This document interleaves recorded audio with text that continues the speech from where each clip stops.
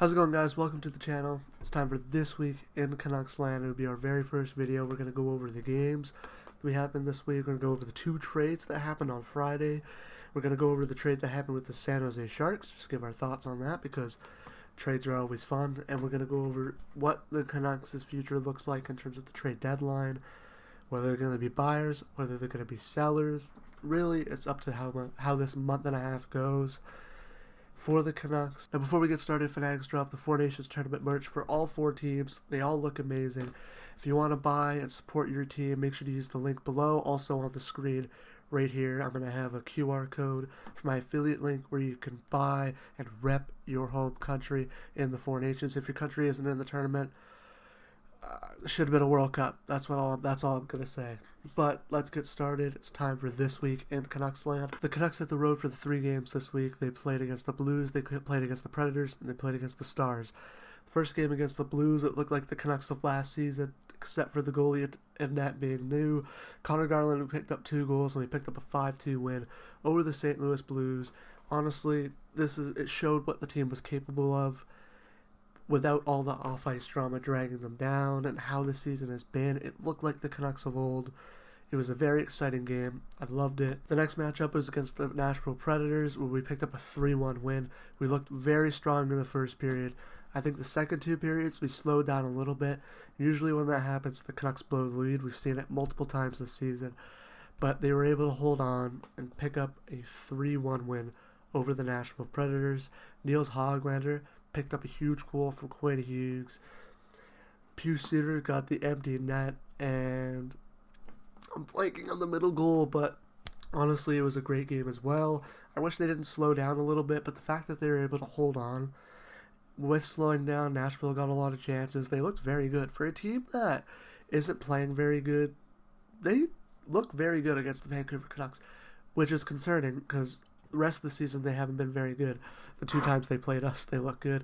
The next game was against the Dallas Stars on Friday, overshadowed by a JT Miller trade and a Marcus Pettersson trade. The Canucks technically tied Dallas 3-3 in terms of goals on goalies. It's just the 2 empty net goals that happened in between. One was right before the DeBrus goal. The other one was before the Soucy goal.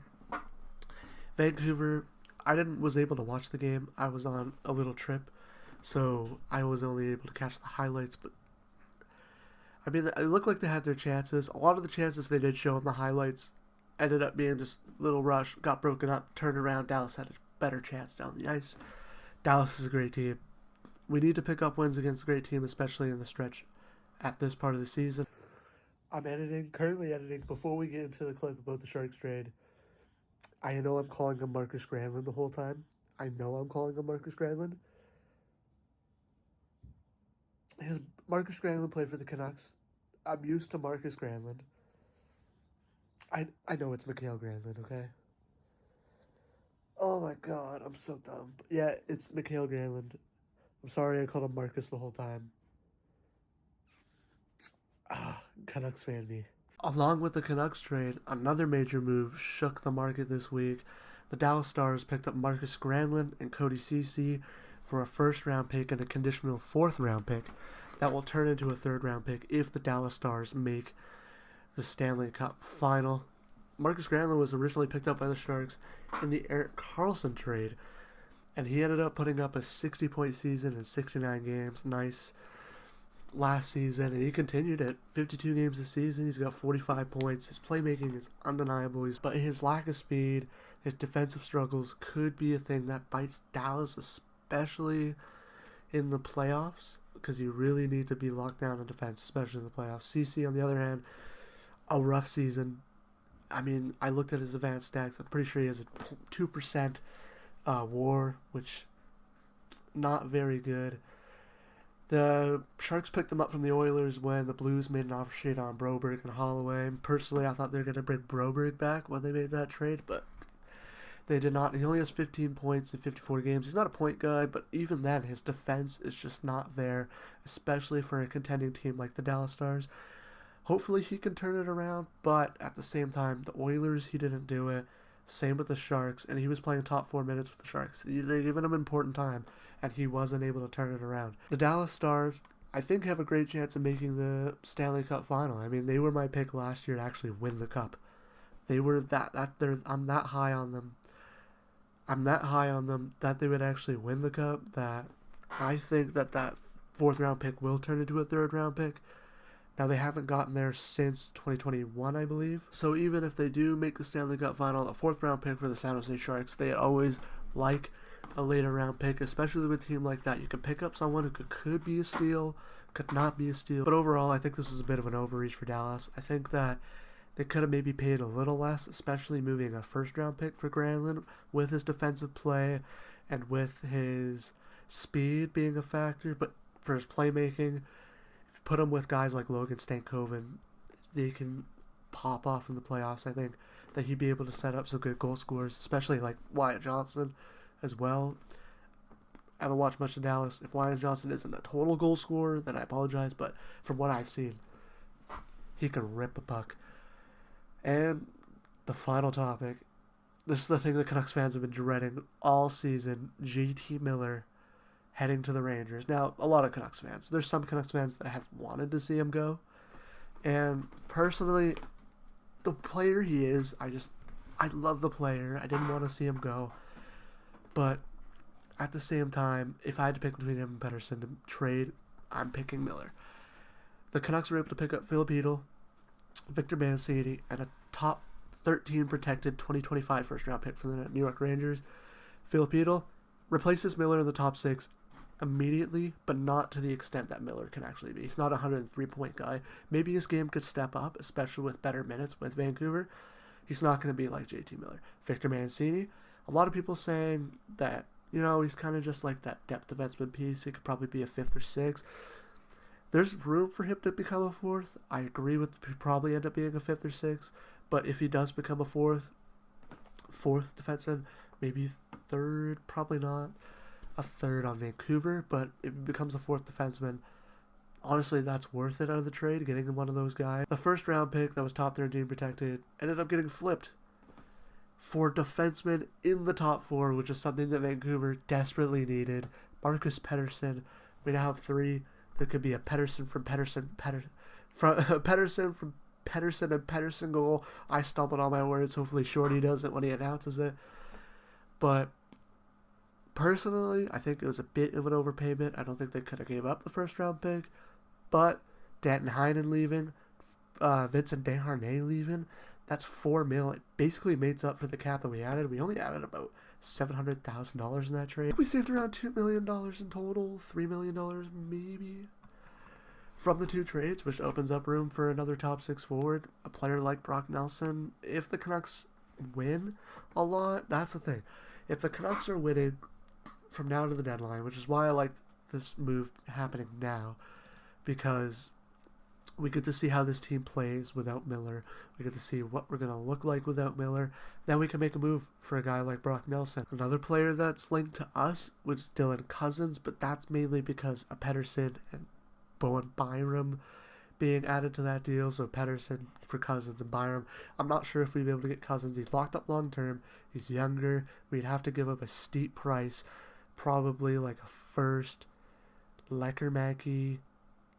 That would probably do it, but at the same time, are we really getting rid of that guy? I think he takes a step next season and becomes a top 6 forward for us. We kind of want to hold on to our first round pick, but if we need a top 6 guy, I could part ways with it. If anything, a guy like Sawyer Benio and Danila Klimovich, those are like the 2 that I really that I think the Canucks can get rid of. Wallander, Leckermacky, Pettersson, DP, untouchable. For me, as a Canucks fan, I don't think we should move them. Benio, he made Canada's World Junior roster. He wouldn't have played if it wasn't for Schaefer getting hurt. It wasn't really noticeable during it, but at the same time, young, could be a player we move. Danila Klimovich, next year, it's going to be a time when we have to really evaluate what kind of player Danila Klimovich will be. That's a player that maybe we could move on from, and it won't hurt us too much. It'll hurt Abbotsford. He's got a wicked shot. I went to their home opener. He ripped it bar down. But honestly, I think that's a guy that the Canucks could part ways with and have a decent amount of value. That's not a lot of value. It's not like, Danila Klimovich for Brock Nelson 1-for-1. It's going to be Danila Klimovich and other assets, but it's a guy we could part ways with. Another thing, Kevin Lankinen re-signing. If that happens, this probably would be more of an off-season thing, especially with the goalie market being so weird. That Archer Silovs could be a trade piece. If Kevin Lankinen's coming back, Archer Silovs, I think he does need time in the AHL, but Tolopilo's playing good. We have Patera. If Patera would be willing to come back to play for Abbotsford, Silovs could be a thing we move.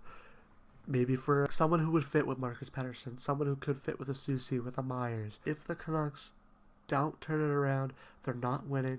Tonight they play the Red Wings. They play them in 10 minutes.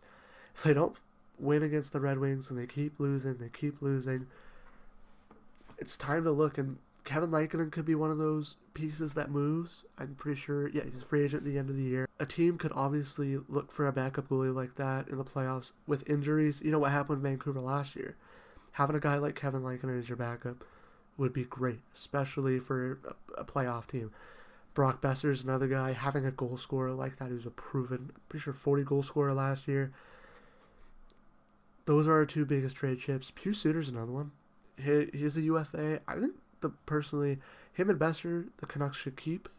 Besser, I feel like if you're going to go out and make a move, you get the best value out of him. Pius Suter's a guy, he's going to be a bottom six guy for the Canucks in the future. I think that you should be able to hold on to him. If the Canucks do move Lankinen, they do move Besser, draft picks, prospects who are either close or young players in the NHL who are ready, who could take a next step with a bit more ice time. Yeah, I think that's what the Canucks should go for.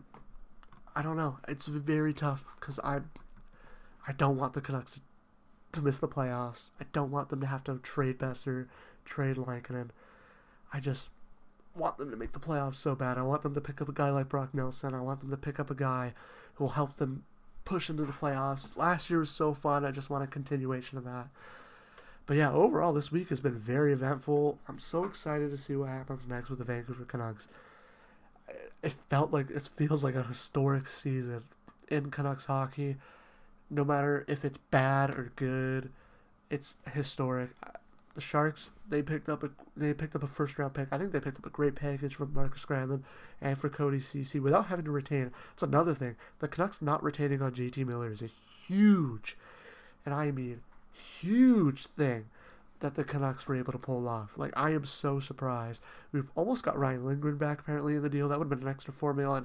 Kind of would have lost money on the deal. Would have added more money. We save close to $2-3 million on the deal. I honestly, I know people are unhappy. Oh, we could have got so much more for Miller. For what leverage we had, we came out really better than I thought we would. The Canucks did have a strong week this week. They went 2-1. They're still in the wild card race. I believe they're 1 point behind the Flames, who lost last night. They could retake it again against Detroit, who beat Calgary last night. And before I end the video, I just want to say thank you, JT Miller, for everything. Your play was amazing. Watching you play, you quickly became one of my favorite players to watch on the Vancouver Canucks. Even with the off-ice drama, you're going to be missed in Vancouver. You were the heart and soul of this team. And yeah. Thanks for watching the first video. Make sure to like, comment, subscribe. Check out all my other socials at CanucksLand on everything except for Instagram. It's at _CanucksLand. Make sure to check out the website. I wrote an article which is basically exactly like this video. I have articles reviewing every game, a weekly article like this that will be posted as a YouTube video, and whenever there's a trade, I'll make an article and maybe, hopefully, interviews with other Canucks YouTubers, media members, maybe players. I'm not sure. Depends on how the channel grows. But yeah, if you guys enjoyed this video, like, comment, subscribe. I'll see you guys next week in CanucksLand.